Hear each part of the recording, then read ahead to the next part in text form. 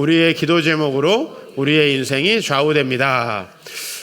이 말씀 준비하면서 딱 떠오르는 책이 뭐였냐면은 김구 선생님의 나의 소원이라는 책이었어요. 이 작은 책인데 나의 소원이라는 책은 이제 얼마나 본인이 독립을 소망하고 있는지, 이 김구 선생님의 소원은 나라의 독립, 그리고 하나 더 하자면은 우리 많은 국민들이 나라의 독립을 열망하는 사람이 되게 하고 싶다라고 하는 그런 내용으로 쓰여진 짤막한 책이에요.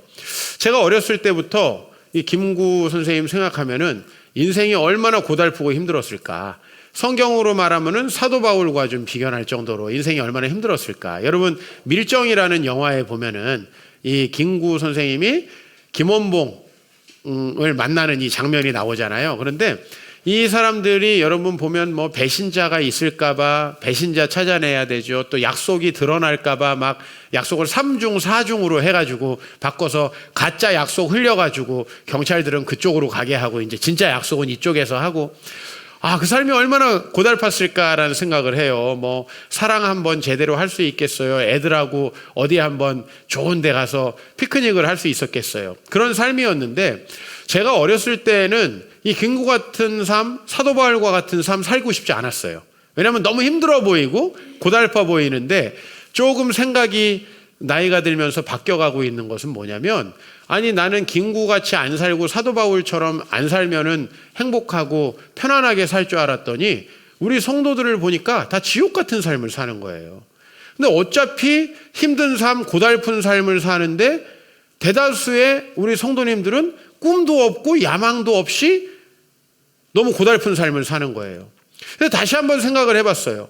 김구 선생님이 과연 불행했을까? 제가 이번 주에 내린 결론은 아니다라는 결론이에요. 왜냐하면은 그가 가지고 있는 그 독립에 대한 열망과 이 소원은요, 참 크고 원대하잖아요. 또 누군가가 도와주시지 않으면 절대 이룰 수 없는 그런 꿈이기도 하고, 이것 때문에 많은 시험이 있고 어려움이 있지만은 그럼에도 불구하고 너무 가치 있는 것이잖아요. 그래서 이 김구 선생님이 비록 암살되셨지만은 우리 어차피 다 이런 모양 저 모양으로 죽잖아요. 그런데 그 고귀한 소원을 가지고 살아갔다라는 면에서 이 사람이 얼마나 행복한 삶을 살았는가 하면서 또 다른 시 한 편이 생각나는 거예요. 그건 바로 윤동주의 십자가라는 시인데, 그 윤동주의 십자가에 보면 이런 구절이 있어요. 괴로웠던 사나이 행복한 예수 그리스도처럼. 한번 따라해 볼까요? 괴로웠던 사나이 행복한 예수 그리스도처럼. 여러분, 이게 앞뒤가 맞나요? 괴로운 사나이가 행복했대요. 근데 제가 이번 주에 이 시가 다시 생각나면서 이게 정말 그렇구나. 그리스도인의 삶이구나. 예수님은 하나님의 사명을 받아가지고 이 땅에 왔어요. 예수님이 이 땅에 오신 많은 목적이 있지만 그 중에 하나는 우리 많은 사람들의, 하나님이 창조한 수많은 인간들에게 하나님이 어떻게 살아가면은 행복할 수 있을지를 보여주는 것 같아요. 저는 어렸을 때 다른 사람들이 다 행복해 보였고요, 별 문제가 없어 보였어요. 왜냐하면 대부분이 저보다 부유했고 또 저보다 많은 걸 가지고 있었기 때문에 다른 사람들 보면 행복했고, 저는 우리 이모가 어렸을 때 정육점을 했어요. 근데 정육점을 하는 이모가 너무 부러운 거예요. 지금 생각해 보면 그 이모가 여성의 몸으로 혼자서 정육점을 했는데 얼마나 힘들었을까라는 생각이 솔직히 들거든요. 근데 가면 고기도 많고 용돈도 막 그거 계산기 여러 가지 주시고, 난 너무 부자다, 너무 부럽다, 그런 생각을 했고요. 정말 그 주변에 있는 많은 분들이 행복하다고 생각을 했는데, 지금 우리 이모님을 생각해 보니까 너무 힘드셨던 거예요. 이모부 일찍 돌아가시고, 그 다음에 우리 이모부의 어머니시죠, 시어머니가 1년에 11번 제사 드리는 집안의 맏며느리였어요, 우리 이모가. 그러니까 제사만 주구장창 드리고 교회 가는 거는 엄두도 못 내는 그런 삶을 살았어요. 근데 제가 단지 그 삶이 되게 행복해 보였던 건 뭐냐면 물질주의적인 관점으로 보니까. 그러나 제가 지금까지 만난 대부분의 사람들은요, 너무너무 힘들게 살아요. 그런데 오늘 여기 윤동주는 예수님을 괴로웠던 사나이 그러나 행복한 예수라고 이렇게 얘기를 해요.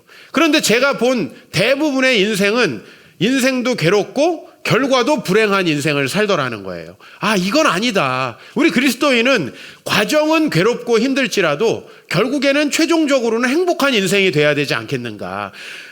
말하자면 배를 타고 항해를 하는데 파도는 좀 치더라도 배 안에는 안전한 이런 인생을 살아야 되지 않겠나. 그리고 목적지까지 안전하게 항해하는 인생을 살아야 되는데 우리가 그런 삶을 살지 못하고 있다. 그럼 예수님은 왜 괴로웠는가? 예수님 왜 괴로웠죠? 예수님은 하나님의 말씀을 이루기 위해서 수고했고 그것을 방해하는 사단의 세력 때문에 힘들었어요. 그렇죠? 그런데 왜 행복했지요?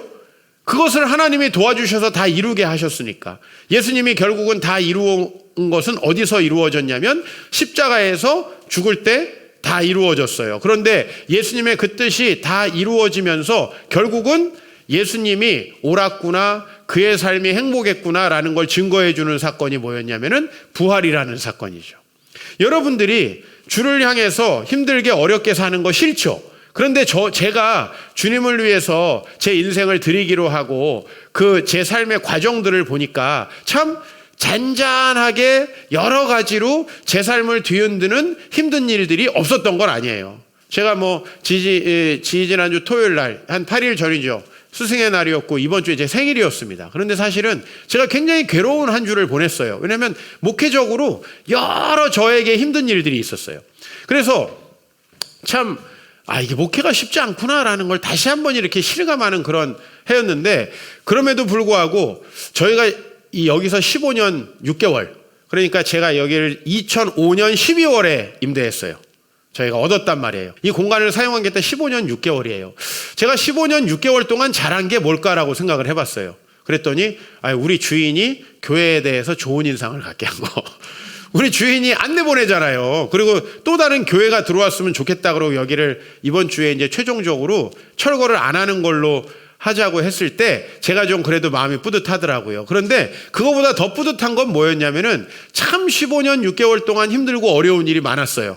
제 자신에게도 여러 가지 사단의 유혹이 많았어요. 근데 그럼에도 불구하고 제가 하나님을 바라보고 이렇게 달려가다 보니까 15년 6개월을 여러분이 볼 때는 뚝딱 전혀 흔들리지 않고 제가 온 것 같이 보이실지 모르겠지만 저도 많은 어려움이 있었고 힘든 일이 있었는데 그 시절들을 내가 어떻게 버텼냐? 예수님이 십자가를 바라보면서 그 사명을 바라보면서 버틴 것처럼 저도 킹덤 처치 운동, 정말 하나님 나라를 누리는 이 행복한 교회를 세워서 저희 교회뿐만 아니라 수많은 교회들이 그렇게 됐으면 좋겠다라는 마음으로 여러분 목회하면서 동시에 목회자들과 끊임없이 교제하고 세미나 하면서 이제 우리의 성물들이 다 그곳으로 가게 되는 이런 결과를 제가 보면서요. 그 운동을 열심히 하다 보니까 그냥 흔들릴 만한 일들이 되게 많았는데 제가 흔들리지 않고 여기까지 왔구나라는 생각에 또 한편으로 되게 감사했어요. 여러분, 우리가 나이가 들면서 이제 오늘 말씀에 보면 백발이 될 때까지 나를 버리지 말라고 시편 기자가 이야기를 하는데 우리가 나이가 들면서요 추해지면 안 되잖아요. 우리의 용모는 추해지겠죠. 우리의 몸은 예전 같지 않겠죠. 그러나 우리의 영혼이 주님을 만나서 정말 우리 자녀들도 존경할 만한 인생, 또 우리의 주변 사람들이 그래도 이 교회를 보니까 정말 교회는 좋은 곳이구나, 우리 세상의 빛교회 다니는 성도님들을 보니까 하나님을 믿을만 하구나 라고 하는 건강한 영향력을 우리가 미치는 삶, 적어도 우리 가문에 그런 사람이 돼야 되지 않겠는가 생각했을 때 여러분의 기도 제목을 한번 다시 점검해 봐야 되겠다. 이 5월의 달, 이 가정의 달에 그런 생각을 했어요. 내 기도 제목은 뭔가라는 거죠. 그랬을 때 우리 시편 71편 이 기자는 어떤 것을 기도 제목으로 했냐면, 하나님이여 내가 늙어 백발이 될 때에도 나를 버리지 마시며 내가 주의 힘을 후대에 전하고 주의 능력을 장래에 모든 사람에게 전하기까지 나를 버리지 마소서. 자, 여기 보면요, 하나님 버리지 마세요 이런 얘기죠. 그죠? 같은 말을 계속 반복하고 있지만 그 말은 하나님 나를 죽을 때까지 버리지 마세요. 뭐 할 거니까? 이분의 소원이 가운데에 나오는 거예요. 뭐 할 거니까? 주님의 힘, 그분의 능력을 다음 세대들, 내 주변 사람들, 내 후세에게 전하고 싶습니다라는 거죠. 그러려면은 이 사람은 주의 능력을 경험해야 되죠. 경험하지 못한 주의 능력을 수학처럼 전할 수는 없는 겁니다. 신앙이라는 건. 여러분, 목회자들의 설교가요, 만약에 이 성경 내용이 무슨 내용이고 여기 있는 내용을 우리가 원어로는 어떻게 분석할 수 있다, 이런 것만 설교하면 여러분 설교가 너무 재미없을 거예요. 저도 그런 설교를 안 하려고 노력합니다. 왜냐하면 성경 말씀이 무슨 내용인지는 우리가 읽어보면 다 아는데, 중요한 건 그걸 어떻게 우리가 경험하고 어떻게 그것을 현실 속에서 살아갈 수 있는지를 우리가 듣고 싶은 거 아니겠어요? 그런데 오늘 이 시편 기자도 마찬가지예요. 주의 힘, 그분의 능력을 내가 경험해서 그분만이 나의 힘이다, 하나님만이 나의 힘이고 인생을 살아가는 데 있어서 하나님의 능력이면 무엇이든 이길 수 있다. 내 인생에 얼마나 어려운 일이 많았냐, 내 인생에 얼마나 힘든 일이 많았냐, 그 많은 일들 가운데서도 나는 결코 쓰러지지 않았고 여기까지 왔다 라고 하는 거죠. 힘든 일이 있어서 난 쓰러졌다, 이렇게 어려워서 쓰러졌다, 그냥 경제 위기가 와가지고 나는 망했다, 그리고 나에게 여러 가지 유혹이 찾아와서 야 아빠 그러지 말았어야 되는데 그냥 그때 유혹에 넘어갔다, 미안하다, 이런 인생 살 거냐는 겁니다. 제가 참 어렸을 때부터 알고 지내던 목사님이 한 분 계세요. 이분은 성적으로 유혹을 이겨내지 못했어요. 저를 가끔 만나는데요, 이분 저한테 항상 얘기해요. 종필아, 네가 내 소망이다. 너는 정말 흔들리지 말고 목회를 잘해줬으면 좋겠다, 이 얘기를 하세요. 왜냐하면 이분은 자기는 2번이나 쓰러졌어요. 너무나 훌륭한 목회를 할 수 있는 분이셨는데 유혹에 넘어졌어요. 여러분, 우리가 그런 삶을 살면 너무 좀 불행하지 않겠어요? 그럼 그분 인생은 행복했느냐? 아니에요. 제 인생처럼 그분도 여러 가지 어려운 일들, 사탄의 시험이 많았어요. 그러나 안 넘어지고 우리가 꾸준하게 하나님을 바라보면서 우리 가문과 집안을 살리는 그러한 어머니, 아버지가 되는가라는 거죠. 최근에 이제 한 자매를 만났어요. 그런데 그분 신앙생활을 어떻게 했는가 물어보니까 부모님이 신앙생활을 너무 많이 반대를 했다는 거예요. 너무. 근데 어떻게 신앙생활을 했습니까? 그랬더니 우리 고모가 저를 봐주셔서, 우리 고모가 저를 인도해 주셔서 믿었습니다. 부모님과 신앙의 갈등이 있어가지고 고모님이 이 자매를 키워주셨더라고요. 대학 다니는 동안에 고모님이 이 자매를 자기 집에서 키우면서 교회를 갈 수 있도록 그렇게 해줬더라고요. 내가 물어보니까 그냥 교회 다니는 게 아니에요. 성경 지식도 많고 정말 확고한 그런 신앙을 갖고 있는 걸 봤을 때, 야, 고모님이 정말 많이 수고하시고 헌신하셨구나라는 생각이 들었어요. 여러분, 우리가 적어도 이런 어르신이 돼야 되지 않겠습니까? 최근에 새가족 한 분이 이제 양육을 받기로 해가지고 오늘 우리 새가족 리더하고 연결해 줬는데, 이 자매님은 어떻게 교회를 다니게 됐는가 물어봤더니 이분도 고모님의 영향이에요. 요새 고모 시대인가 봐. 그래서 이 자매님도 고모님을 보면 고모님은 정말 인생이 힘들었대요. 뭐 때문에 힘들었는지는 전 잘 모르겠어요. 남의 집 일이니까. 그러나 고모님 인생이 정말 순탄치 않았는데 고모님을 보면 너무 평안하대요. 그걸 다 이겨낸다는 거예요. 근데 자기는 그렇게 많은 일이 있지도 않은데 매일 마음이 힘들고 불안하고 염려가 되고, 그래서 내가 고모님을 보면서 저렇게 평안하려면 어떻게 해야 되는가 하고 교회에 왔는데, 그래도 말씀이 잘 자기하고 맞아서 요새 동생에게도 야, 이 말씀 들어봐 하고 우리 킹덤 프리칭 말씀을 이렇게 보내준다고 하는 것을 제가 보면서, 야, 진짜 주변에 이런 좋은 영향력이 있는 그런 부모님이 됐으면 좋겠다. 뭐 좋은 영향력이라는 게 돈 많고 후대에 뭘 남기는 그런 영향력이 아니라 정말 쉽지 않은 인생 가운데에서도 괴로웠던 사나이 행복한 예수 그리스도처럼, 괴로웠던 사나이 행복한 예수 그리스도처럼, 우리에게는 사실 여러 가지 어려운 일이 있고 때로는 가정의 이슈, 자녀의 이슈, 경제적인 이슈, 직장의 이슈, 여러 문제들이 우리에게 있지만요, 그럼에도 불구하고 그것을 굳건히 이겨내는 그런 사람이 돼야 되지 않겠습니까? 그래서 시편 72편 1편의 기자는 하나님의 능력을 경험하고, 나 그분 하나님의 말씀대로 살 테니까 하나님의 능력을 경험하게 해주시고 그 능력을 후대에게 전하게 해주십시오,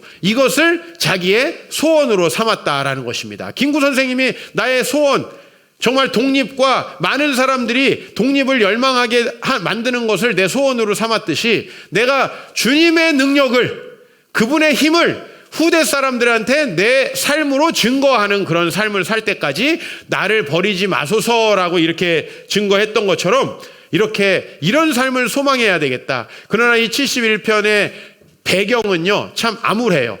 9절부터 우리가 다시 읽어보면 늙을 때 나를 버리지 마시고 내 힘이 쇠약할 때 나를 떠나지 마소서. 지금 이제 시편 기자는 청년의 때를 지나서 중년을 넘어서고 있습니다. 우리 교회도 시작할 때는 청년교회였어요. 사람들이 다 청년. 근데 이제 중년교회가 됐어요. 그죠? 이제 더 이상 청년교회가 아니에요. 우리 교회 청년들이 별로 없어요. 사실은 중년교회가 되고 있는데 사실 우리도 하루하루 몸이 예전 같지 않다는 걸 느끼고 머리에 새치들이 날 때 좀 슬프지 않아요? 어때요? 예, 뽑다가 포기하신 분들은 이제 더 이상 슬프지도 않아. 그러나 저도 굉장히 저항을 많이 했어요. 난 이게 머리숱이 원래 없어가지고 절대 뽑으면 안 되는데도 흰머리가 하나 날 때마다 저는 다 뽑았어요. 처음에. 근데 어느 날부터 이제 뽑다간 대머리가 되겠다. 그래가지고 제가 안 뽑고 있는데 슬퍼지잖아요? 시편 기자도 지금 조금씩 나이가 들어갑니다. 그런데 시편 기자를 더 힘들게 하는 건 뭐냐면 내 원수들이 항상 하나님이 저 사람 이제 안 돌본다.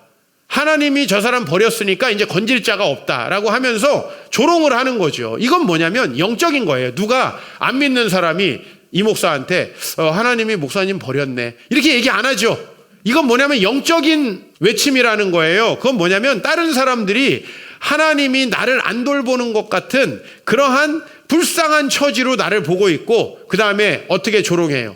아이 뭐 하나님 믿는데더니 삶은 뭐 별로네 뭐. 흔들리는 거예요. 삶이. 하나님을 바라보고 살아도 별거 없네 뭐. 이런 조롱이 귀에 들리는 거죠. 이랬을 때 진짜 문제는 뭔지 아세요? 하나님이 날 도와주실 때까지 내가 버틸 힘이 없어진다는 거예요. 중간에 내가 타락하고 넘어질 수도 있다는 거예요. 버텨야 승리하는데 버틸 수 없다는 것이죠. 이럴 때요, 여러분 우리가 무엇을 정말 소망해야 됩니까? 다시 우리 소원이 무엇인가? 18절로 가서 우리가 정말 그 하나님 앞에서 하나님의 능력을 증거하는 삶. 그죠? 내가 이렇게 기도하면서 하나님께 매달리고 이렇게 정직하게 겸손하게 헌신했더니 하나님께서 궁극적으로 나를 승리자로 세워주셨다라고 하는 그 하나님을 경험하려면은 마태복음 6장 33절 말씀을 우리가 기억해야 될 것 같아요. 저는 제 평생의 소원이 이거거든요. 먼저 그의 나라와 그의 의를 구하라. 그리하면 이 모든 것을 너희에게 더하시리라. 이 말씀이 내 삶에 이루어져서 사람들이 이 말씀을 믿고 살아가게끔 하고 싶은 게 제 소원이에요. 뭐예요? 하나님 나라와 그의 의를 구한다는 건 지금 이 돈이 전부인 세상 속에서 정반대의 길을 가는 거예요. 그렇죠? 그런데 하나님 나라와 그의 의를 구한다는 것은 너무나 맞는 얘기예요. 왜냐하면 여러분 아마 학교에서 교양 수업으로 매슬로우의 8단계 욕구 이론을 배우셨을 거예요. 그렇죠? 우리가 되게 중요하게 생각하는 무엇을 먹을까, 무엇을 마실까, 무엇을 입을까, 그 다음에 여기다가 누구와 내 성적인 쾌락을 나눌까, 어디서 보금자리를 틀고 내가 살아갈까 하는 이 욕구들은요, 매슬로우에 의하면 4단계 정도 안쪽에 들어가요. 근데 매슬로우는 아주 아래 단계에 있는 식욕과 성욕이 채워지더라도 사람은 절대 만족할 수 없다라는 얘기를 해요. 이게 채워져도 반드시 사람은 그 다음 단계의 것을 소망하게 된다.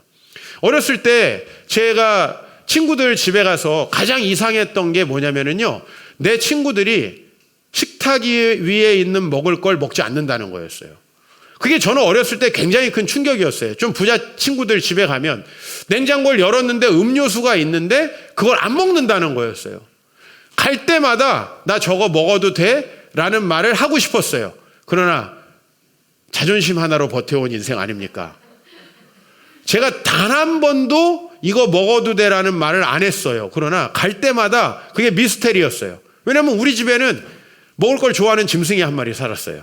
그래가지고 하여튼 집에 뭔가 먹을 게 생기면 항상 먹을 게 떨어져가지고 제가 없을 때 먹을 게 떨어질 것 같으면 우리 엄마가 저를 위해서 감춰놓곤 했어요. 짐승이 누군지는 아시겠죠? 네. 많이 먹는다고 건강한 거 아니야. 여러분 봐봐. 내가 건강하잖아. 그쵸? 한번 생각해 보세요. 저 어렸을 때 그렇게 늘 다른 사람들이 나보다 훨씬 풍족했고 잘 살았고 정말 내 친구들 그때에도 독일제 이 샤프 같은 거 쓸 때 나는 막 모나미도 못 써가지고 힘들어하고 있을 때 내 친구들이 그런 걸 보면서 야 쟤네들은 되게 잘 산다 하고 되게 부러워했을 것 같죠. 실제는 별로 그렇지 않았다는 거예요. 나는 어렸을 때 그런 것들이 부럽거나 그래가지고 나는 돈을 많이 벌고 싶다는 생각을 했으면 내가 이 길을 꿈꿨겠어요? 내가 어렸을 때부터 항상 갖고 있는 생각은 무슨 대학을 가가지고 어떻게 취직을 할까가 아니라 내가 뭘 공부해야지 좋은 설교자가 될 수 있을까? 내가 무엇을 공부해야지 내 미래에 하나님 앞에 쓰임받을 수 있을까 하는 생각을 했어요. 그렇기 때문에 반대로 말하면 저의 가난과 여러 가지 환경이 저에게는 전혀 문제되지 않았어요. 물론 제가 우리 아버지처럼 6.25 이전에 태어나가지고 보릿고개를 겪었다면 정말 먹고 사는 문제에 목을 맸을지도 몰라요. 그러나 저는 라면 먹을 정도의 수준은 됐어요. 저희 집이 밥을 그래도 겨우겨우 굶지 않을 정도의 수준은 됐어요. 매슬로우로 말하면 1단계, 2단계, 3단계 정도는 왜? 저도 누워 잘 수 있는 곳은 있었으니까요. 사실 근데 저는 제 삶에 되게 만족스러웠습니다. 그 이유는 뭐냐면 제가 8단계를 만족하고 있었기 때문에 그렇죠. 영적 욕구. 영혼의 욕구를 제가 만족시킬 수 있었기 때문에 밑에 거는 남들에 비교하면 그렇게 만족스럽지 않았음에도 불구하고 저의 20살까지의 삶은 상당히 행복했다라고 볼 수 있어요. 왜 그런가 제가 뒤에 생각을 해봤더니 먼저 그의 나라와 그의 의를 구하면 이 모든 것을 더하신다. 그의 나라와 그의 의를 구하는 게 뭐죠? 매슬로우로 말하면 영적 욕구를 채우는 거예요. 먼저 그의 나라와 그의 의를 구하라. 우리는요, 하나님 나라, 그분의 뜻과 그분의 말씀과 그분이 우리에게 살아가라고 하는 그 말씀대로 살아가고 싶은 그 욕구가 우리 마음 깊은 곳에 있다는 거죠. 그러니까 여러분들이 예를 들면 참 최근에 어떤 분의 강의를 하나 듣다가 참 미스테리한 게 뭐냐면 그렇게 사람들이 성적인 욕구를 강하게 느끼지만 성적인 욕구만큼 허무함을 느끼지 않는 게 없다. 그죠? 성이라는 것은 내가 만족하는 동시에 그곳으로부터 벗어나고 싶은 그렇게 허무함을 느끼게 되는 거라는 거예요. 즉 매슬로우가 얘기한 가장 낮은 단계의 이 욕구들은 얼마 안 간다는 거죠. 저는 제가 집을 사가지고 그 집에 입주해 본 적이 없어서 집이 얼마나 행복한 건지 저는 잘 모릅니다만은 사람들이 통속적으로 얘기하기를 내가 집을 분양받아가지고 그 집에 들어가가지고 사람이 느끼는 만족감은 3개월을 넘기지 못한다고 합니다. 그렇게 짧게 갈 수밖에 없는 것, 그런 것들을 우리가 소망하며 갈 수가 없다는 거예요. 그게 바로 매슬로우가 내가 어렸을 때 뭐 피아제니 에릭슨이 많이 공부를 했지만 매슬로우가 가장 기억에 남는 것은요, 그 사람의 욕구 이론이 우리를 가장 정확하게 반영하는 것 같아요. 프로이트는 아예 제껴놓고 심리학 이론가가 많이 있지만요, 나는요 내가 물질적인 것이 부족했지만 내 영적인 것이 만족했을 때에는 정말 행복하고 살만했어요. 그러나 내가 물질적인 것에 뭔가 내 눈을 두고 내가 그것으로 만족하고 싶다라는 생각이 들었을 때부터 제 인생이 굉장히 괴로운 걸 어떡하죠? 아무리 생각해도 매슬로우가 맞는 걸 어떡하죠? 그러나 이 세상은 어때요? 우리가 좀 돈이 없다, 우리가 좀 세상에 명예와 권력이 없다 그러면 우리를 무시하고 손가락질하죠. 그래서 우리가 그 세상 것들에 더욱더 의지하게 만들죠. 저도 자식들 생각하고 저도 돈 생각하고 노후 생각하잖아요. 당장 목회 그만하고 싶어져요. 우리 아이들에게 야, 학원 한 과목씩만 다녀 이렇게 하는데 우리 아이들 보니까 친구들은 다 5과목씩 다닌다는데 한 과목씩만 학원 다닐 수 있게 해줄게. 내가 이렇게 얘기하고 나서 자녀들의 미래를 막 묵상하다 보면은 걱정이 돼가지고 다른 일을 해야 될 것 같은 생각이 들어요. 이게 사단의 시험 아니에요? 제가 하고 싶은 건 뭐냐면 주의 나라와 의를 구하는 삶을 살았을 때 하나님이 저에게 이 모든 것을 더해 주시는 그 하나님임을 경험하고 알려주고 싶다는 거죠. 그렇다면 이 모든 것을 우리가 굳이 신경 쓸 필요가 없다는 거죠. 그 모든 것을 다 얻으려고 내 인생을 다 바칠 필요가 없다는 거죠. 하나님께서 나에게 주신 그 소원을 이루고 싶은 거죠.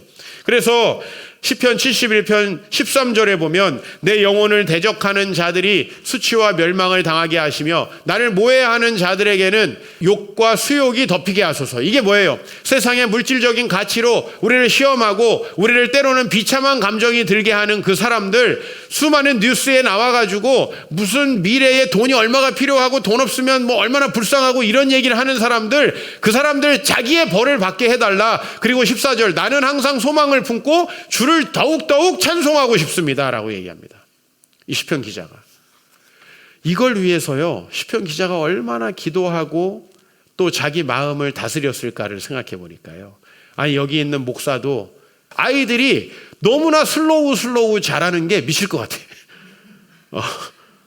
네. 이게 너무 하루하루 기다리는 게 힘들고요. 제가 이제 성도들 때문에 미치는 수준은 좀 넘어선 것 같아요. 근데 이제 처음 또 아이들을 이렇게 키워보니까 우리 아이들이 언제 사람 되나 싶은데, 나 요새 우리 아버지가 얼마나 보고 싶고 한번 물어보고 싶어. 아빠, 우리를 어떻게 견뎠어? 난 물어보고 싶어요. 이제 안 계시니까 더 물어보고 싶어. 어떻게 견뎠어? 엄마는 맨날 이래 걱정 저래 걱정 말이라도 했는데 우리 아버지는 말씀도 안 하시고 그걸 어떻게 견뎠지? 내가 대학교 들어가가지고 내 소명이 흔들리고 내가 정말 세상에서 방황할 때 우리 아버지 어떻게 단 한 번이라도 종피를 안 잡아라. 너 이렇게 하면 되겠니? 목회자로서 어렸을 때부터 서원하고 꿈꿨던 애가 너 이렇게 흔들려도 되겠지? 한마디도 하신 적이 없어요. 같이 살았는데. 우리 아버지는 선교나 해외 집회도 안 나가셔가지고 맨날 나를 봤는데 어떻게 견뎠지? 난 요즘에 한 2년 정도 선교지에 가서 그냥 세상 거 다 끊고 살고 싶다는 생각이 너무 들어요. 얼마나 힘드세요, 여러분. 코로나라서 우리 아이들 때로는 좀 더딘 것 같고 때로는 아이들이 정말 믿음이 없는 것 같고 할 때 얼마나 조바심 나고 힘드세요. 근데 이런 상황 속에서 우리 시편 기자는 나는 항상 소망을 품고 주를 더욱더욱 찬송하고 싶습니다 라고 이렇게 고백합니다. 이게 얼마나 중요한가요? 여러분, 여러분의 가장 큰 과제는 이 예배를 통해서 우리가 어떻게 더 경건하고 어떻게 더 아름다운 소망을 우리 마음에 품고, 좀 다시 말하면 우리의 기도 제목이 어떻게 주님께서 보시기에 합당한 그런 기도 제목으로 변화해 갈 것인가 라는 거고요. 그 다음에 그것을 우리는 어떻게 일평생 유지할 것인가. 내가 어떻게 주님이 기뻐하시는 소원이라는 표현을 제가 오늘 김구호 선생님 때문에 썼는데, 내가 어떻게 주님이 기뻐하시는 소원을 마음에 품고 그 다음에 그 주님이 기뻐하시는 소원을 가지고 평생 유지하면서 살 수 있을까. 이게 가장 우리에게 중요한 거 아니에요. 그렇죠?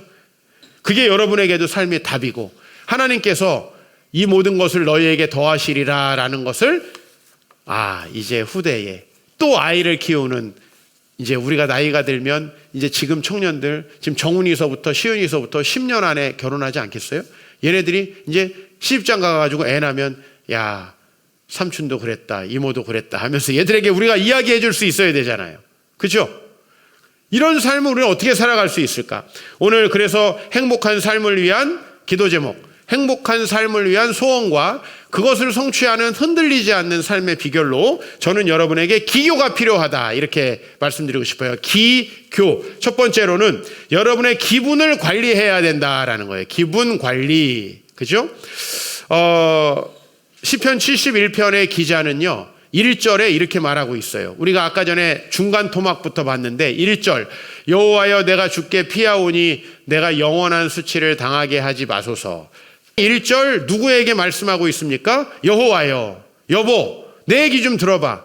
야 얘들아, 너희들 왜 내 말이 이렇게 몰라주니? 아니면 유튜브로 내가 보고 싶은 거 검색해가지고 보는 게 아니라, 이 기자는 제 1절에 여호와여 내가 주께 피하오니, 지금 이 기자는 너무 불안합니다. 우울합니다. 힘듭니다. 근데 그 감정을 가지고 어디로 가냐면 주님께 간다는 겁니다. 내가 주께 피하오니.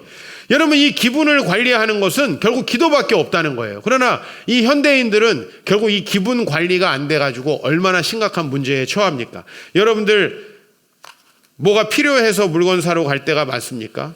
아니면 기분이 안 좋아서 기분 풀러. 여러분들이 정말 사명을 가지고 내가 분명한 목적을 가지고 누군가를 만납니까? 아니면 기분이 울적해서 만납니까?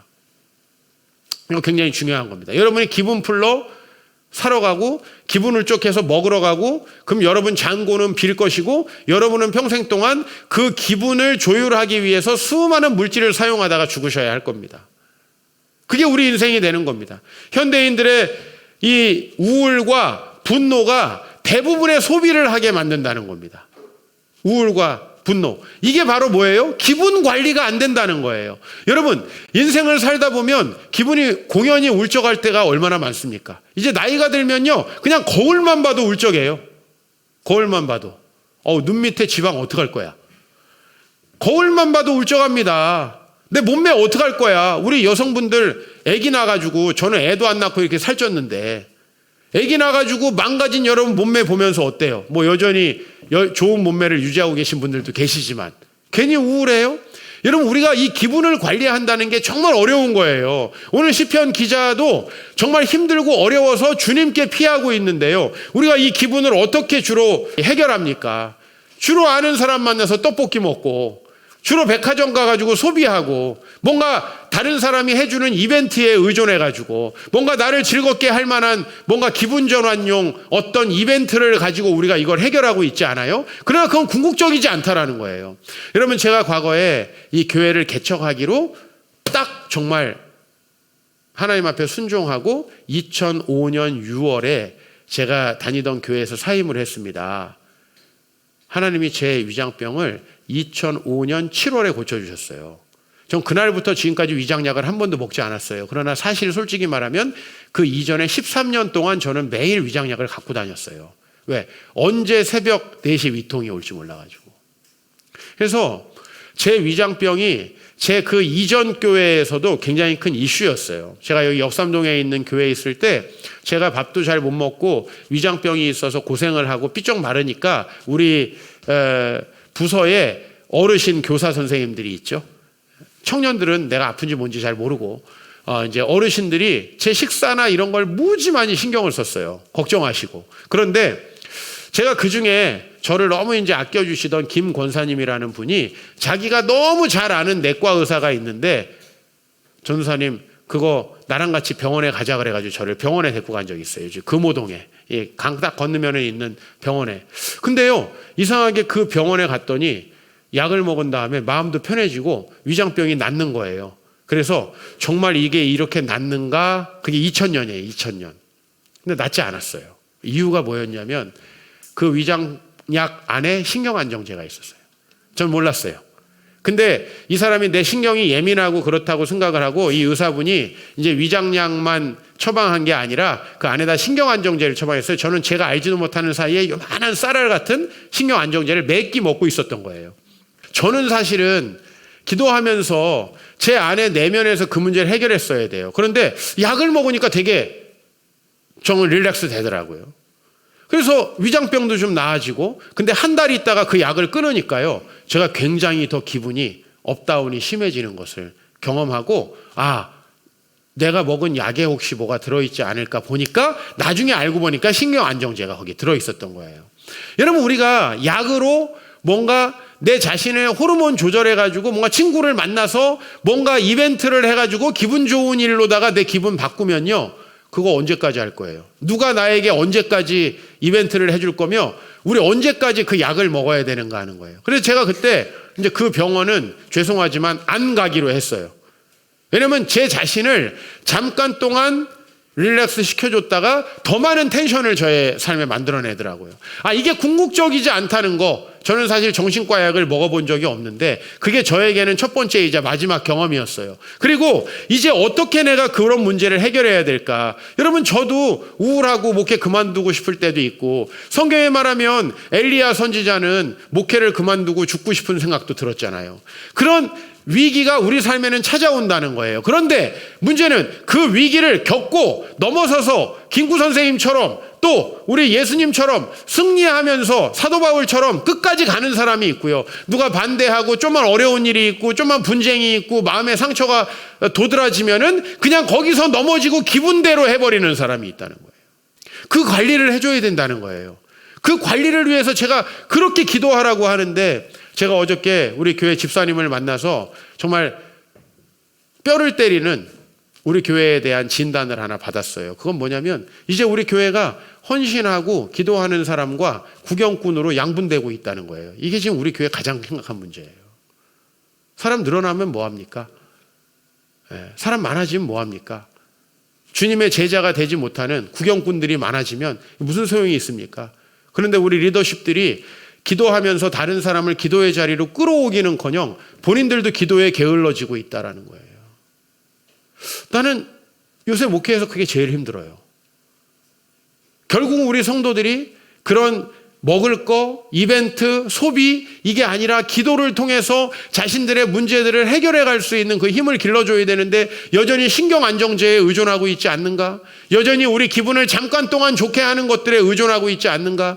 자꾸 가족들에게 의존하고 거기에는 실망이 있을 수밖에 없다는 거예요. 거긴 궁극적인 게 있을 수밖에 없다는 거예요.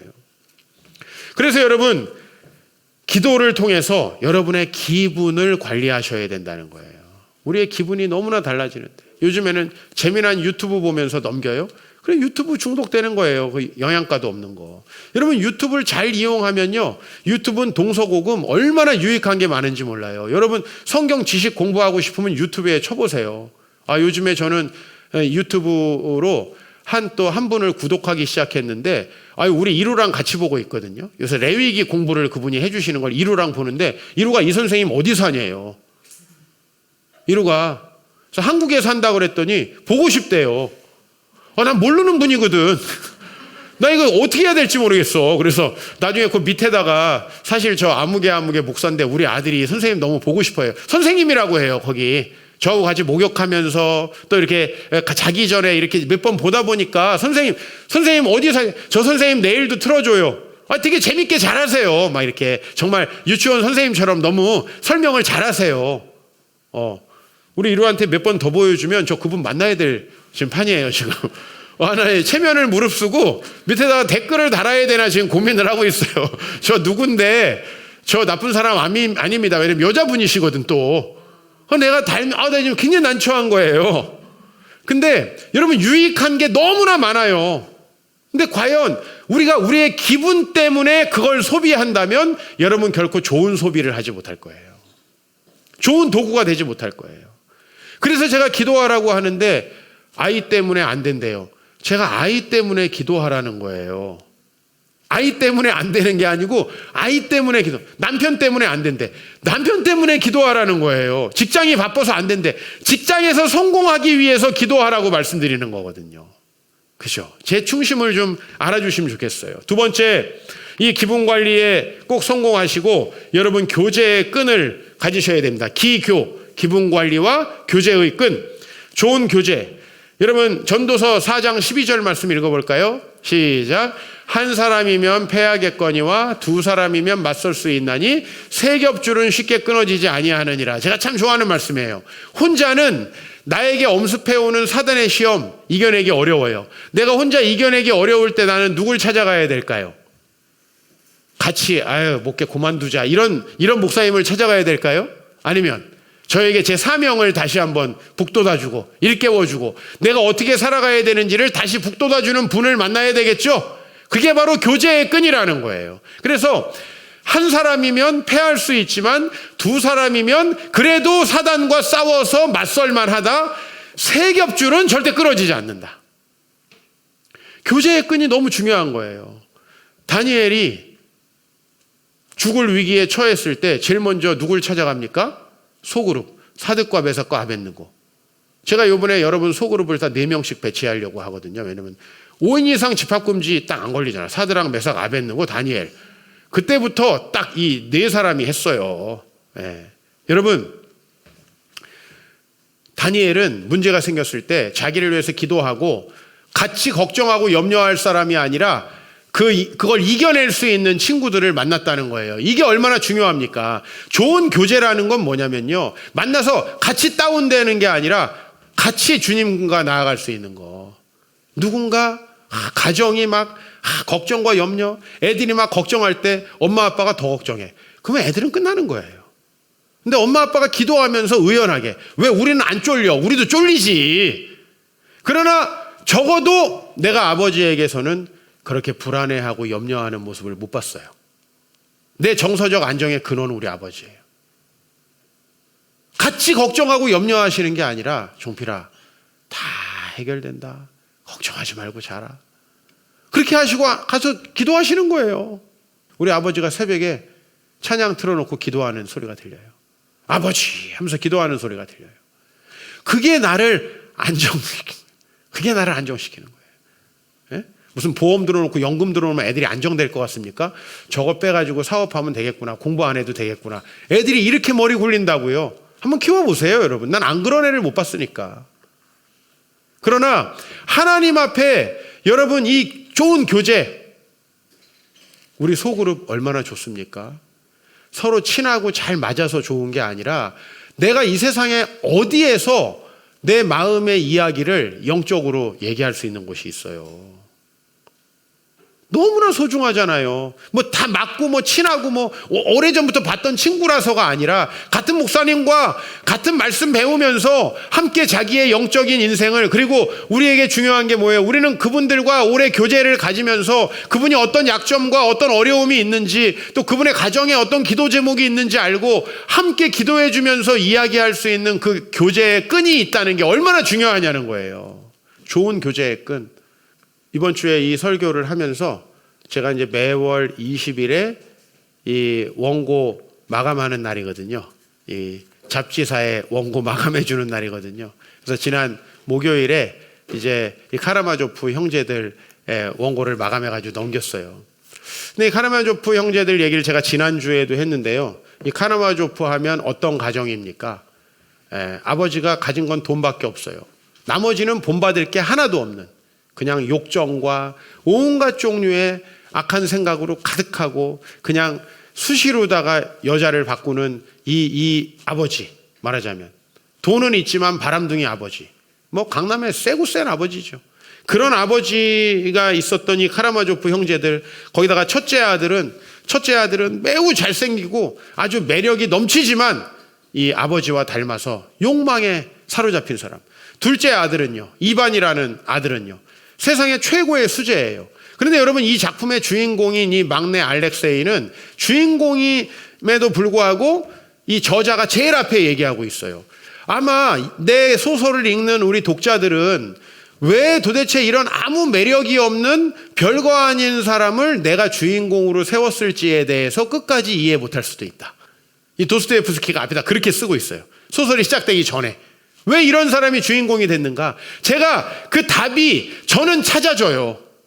많은 평론가들이 저자가 그렇게 얘기했음에도 불구하고 이 막내 알렉사이를 굉장히 별거 아닌 사람으로 그렇게 평론할 때 제가 굉장히 정말 이건 잘못됐다. 왜냐하면 저자는 분명히 말하고 있거든요. 인간적으로는 첫째 형이 잘났고 둘째 형이 똑똑하지만 셋째인 별 받는 거 없는 이 알렉사이가 왜 훌륭하게 됐느냐. 이 사람은 조시마라고 하는 자기가 수도원에서 섬기던 그 영적인 스승에 의해서 아주 큰 감동을 받고 일평생 하나님께 나아갈 사명을 받습니다. 그게 뭐냐면요, 이 소설 안에서는 따라합시다. 사랑을 가지고 세상에 나아가라. 여러분, 이 말하자면 알렉세이는 가정이 너무 불행한 가정이에요. 그러면 교회에 있고 싶지 가정으로 다시 가고 싶겠어요? 아니겠죠.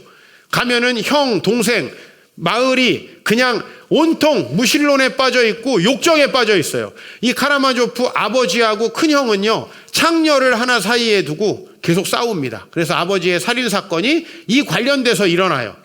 그런 가정이에요. 뭘 볼 게 있어요? 가정에서 무슨 얻을 게 있어요? 그러나 영적인 교제의 끈을 가지고 기도하면서 자기를 이겨요. 이 둘째 형 이반은 너무나 똑똑한 수재예요. 그런데 무신론자예요. 여러분, 똑똑한 무신론자처럼 사람에게 악영향을 미치는 사람이 없어요. 똑똑한 무신론자. 여러분, 안 똑똑한 사람은요, 다른 사람 심장 폐부를 그렇게 상처내지 않아요. 그러나 이 이반은요, 이 소설 중에서 예수님을 비판하는 아주 논리적인 말을 해요. 그래서 이 알렉세이의 신앙을 뒤흔들어 놔요. 얼마나 시험이 많았는지 몰라요. 아버지 남봉꾼이죠. 첫째 형하고 서로 죽일 듯이 싸우죠. 그 다음에 또 둘째 형은 자기한테 계속해서 무신론을 주입하려고 하죠. 너무나 힘든 상황 속에서도 알렉세이는 기도하고 이 조시마 장로와의 교제의 끈 속에서 자기의 사명을 분명히 발견합니다. 사랑을 가지고 세상으로 나아가라. 그걸 가지고 가정에 가니까 다 사랑하게 돼요. 나는 이 카라마조프 형제들을 덮으면서요, 우리 아버지가 생각이 많이 났어요. 우리 아버지는 5형제입니다. 카라마조프 3형제인데 우리 아버지는 5형제입니다. 우리 아버지 오형제, 우리 아버지는 셋째예요. 넷째, 다섯째 우리 작은 아버지들은요, 한 분은 어렸을 때부터 술 너무 많이 마셔가지고 40살에 위암으로 돌아가셨어요. 우리 막내 작은 아버지는 서울에 와서 이 구로공단이 80년대에 한참 잘 나갈 때 방직으로 돈 좀 벌었던 분이에요. 그러나 나중에 결국은 신앙도 없이 재산도 없이 비참하게 돌아가셨어요. 우리 첫째, 둘째 큰아버지는요, 그 동네에서 평생을 사셨어요. 그 전라도 순천에 그 조그만 마을에서 평생을 두 분이 얼굴도 안 보고 사셨어요. 왜? 아버지의 유산을 가지고 싸우다가. 아니, 우리 이씨 집안이야말로 제가 그동안 여러분에게 설교했던 거 회개합니다. 뭐 왕족이니 거들먹거렸던 거 회개합니다. 우리 아버지는 한 번도 이씨 집안에 대해서 좋은 얘기를 안 했고요. 우리 아버지는 이씨 집안이라는 얘기도 안 하셨어요. 우리 이씨 종자들이라고 그랬어요. 우리 이씨 종자들. 진짜 제가 어렸을 때 가보면요, 그냥 절 달력은 걸어놓고 또 왜 이렇게 욕심들은 많으셔? 우리 큰아버지 두 분이서 같은 마을에서 한 50m 떨어져서 살았는데요, 나중에 돌아가실 때 얼굴도 안 봤어요. 서로 얼굴도 안 봤다고. 장례식 때도 안 갔어. 왜 싸웠냐면 그 원인은 유산 때문이에요. 유산 때문에. 근데 우리 아버지는 유산 안 받았죠. 술 안 먹었죠. 그러니까 밑에 우리 두 분은 술 때문에 망하고 위에 두 분은 돈 때문에 망했는데 우리 아버지는 그것을 이겨냈어요. 지금도 제가 전라도에 가면은 우리 친척들이 저희가 예수 믿는 건 다 아버지하고 또 형님 때문입니다. 다 그 작은 아버지 혹은 큰 아버지라고 부르겠죠. 우리 사촌들이. 그죠? 다 작은 아버지하고 나 때문이라고 이렇게 얘기해 주는데, 야, 그 어려운 가문에서 제가 항상 어렸을 때 기억나는 건 우리 큰아버지 집에 내 키만한 액자, 불 딱 써 있는 빨간 액자, 잊어버리지도 않아요. 예? 이렇게 불교에 심취하면서도 불교에서 그렇게 유산 싸움 하라고 가르치는지 모르겠어요. 돈은 또 그렇게 밝혔던 우리 집안에서 어떻게 우리 아버지 같은 종자가 나왔냐? 우리 아버지는 정말 이씨 집안을 싫어했어요. 왜? 너무 영적이지 않기 때문에. 그러나 우리 아버지는 거기에 굴복하지 않으시고 신앙으로 그걸 이겨내시고 저에게는 술병 하나, 화투장 하나 보지 않고 자라도록 저를 키워주셨다는 거죠. 근데 그게 생각할수록 너무 감사하고, 이 알렉세이의 이야기를 보면서 형은 무신론을 얘기하고 첫째 형은 그저 술독에 여자에 빠져서 사는 형님들이었는데 우리 아버지는 그 모든 것으로부터 자신을 지켜서 어떻게 가능했을까? 이거는 주 앞에 영적인 교제밖에 없죠. 우리 형제들, 우리 집안의 이씨 식구들 중에 아버지 존경하는 사람은 우리 집밖에 없어요. 아버지에게 선한 영향력을 받은 건 우리 집밖에 없어요. 재산 한 푼 남기고 간 거 없고요. 우리 아버지 딱 돌아가시니까 어떤 분에게, 어려운 어떤 분에게 1,000만 원 도와줬던 것만 있더라고. 전혀 재산 없어요. 받을 것도 없고 줄 것도 없고. 그래서 저한테 그렇게 유언을 남기셨어요. 그거 빌려준 거 혹시 주면은 헌금하라고. 근데 그래 아직도 그분 16년 됐는데 안 갚으셨어. 물론 뭐 내가 연락도 안 되고 갚으라고 말도 안 하지만 어려운 사람 카드 빚으로 그거 카드 론을 해가지고 도와주셨다고 하더라고요. 우리 아버지 교회 성도님. 뭐 그걸로 잘 되셨으면 좋겠어요. 갚을 필요도 없고 하나님 앞에 잘하셨으면 좋겠어요. 그런데 저는 그 우리 아버지에 대해서 너무 만족스럽고, 그리고 제가 그런 영적 영향력을 가지고 아버지가 사셨다는 거에 대해서 그것 때문에 아버지께서 견디셨구나, 버티셨구나, 승리하셨구나, 그런 생각을 해요. 여러분, 우리 다시 한번 오늘 말씀 71편 18절 말씀 한번 읽어보고 오늘 말씀 마치면 좋겠습니다. 하나님이여, 내가 늙어 백발이 될 때에도 나를 버리지 마시며 내가 주의 힘을 후대에 전하고 주의 능력을 장래 모든 사람에게 전하기까지 나를 버리지 마소서. 아멘.